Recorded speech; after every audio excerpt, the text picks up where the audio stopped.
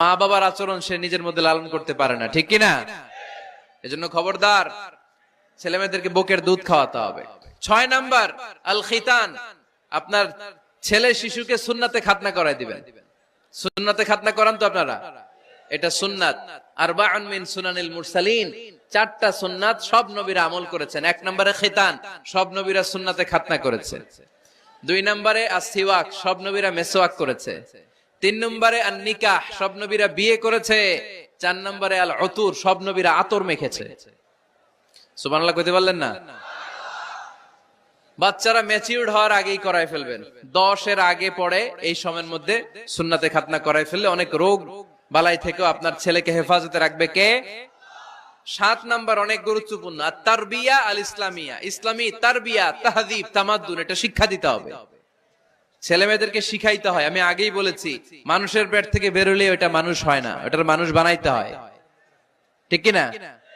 এজন্য কোনটা সত্য কোনটা মিথ্যা এটা শিখাবেন, কোনটা হালাল কোনটা হারাম এটা শিখাবেন।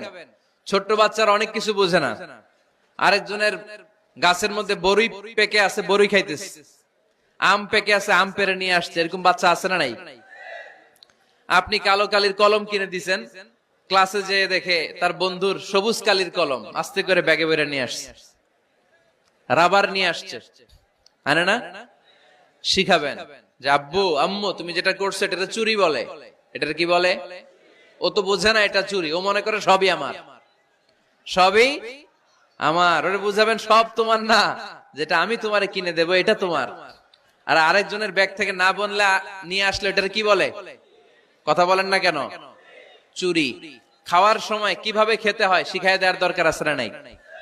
আল্লাহর হাবিব সাল্লাল্লাহু আলাইহি ওয়াসাল্লামের কোলে এক সাহাবী বসা, ছোট্ট সাহাবী শিশু। খাবার দেয়া হলো, এই সাহাবী শিশু বাম হাত দিয়ে খাবার ধরে, এদিকে ধরে ওদিকে ধরে। বাচ্চারা দেখবেন খাবার খেতে পারবে এতটুকু, নষ্ট করে এতগুলা, আছে না নাই? বিশ্ব নবীর কোলে যখন সাহাবী শিশু বসে আছেন, বিশ্ব